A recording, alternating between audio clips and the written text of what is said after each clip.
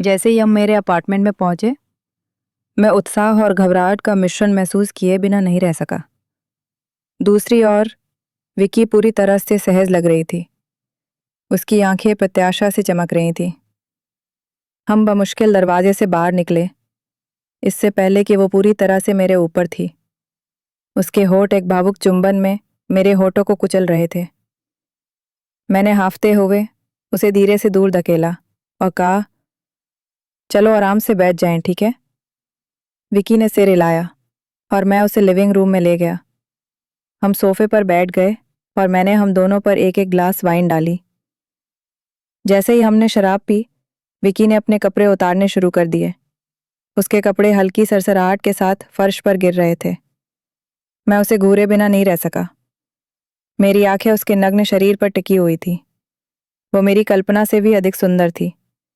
कमरे की हल्की रोशनी में उसकी त्वचा चमक रही थी। मैंने अपना वाइन ग्लास नीचे रखा और उसे छूने के लिए हाथ बढ़ाया। मेरी उंगलियां उसके शरीर के उभारों का पता लगा रही थीं। विकी ने अपनी आंखें बंद कर ली।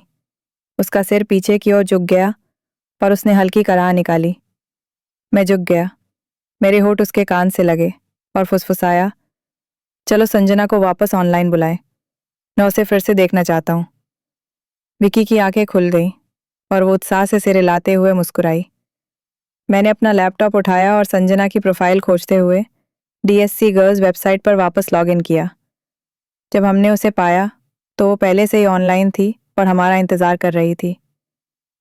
हे लोगो, उसने अपनी कर्कश और आकर्षक आवाज़ में कहा, मैं तुम्हारा इंतज़ार कर रही थी। आज रात की क्या योजना है? विकी और मैंने एक दूसरे पर नज़र डाली, पर मैंने कहा, हम चीज़ों को अगले स्तर पर ले जाने के बारे में सोच रहे थे। क्या आप हमारे साथ जुड़ना चाहते हैं? संजना की आंखें उत्साह से चमक उठीं और उसने सिर हिलाया।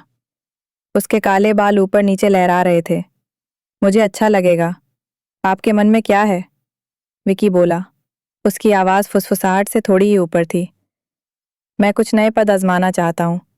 शायद कुछ गुदा। संजना की आंखें चौड़ी हो गईं और उसने धीमी सी सीटी बजाई। ये गर्म लगता है।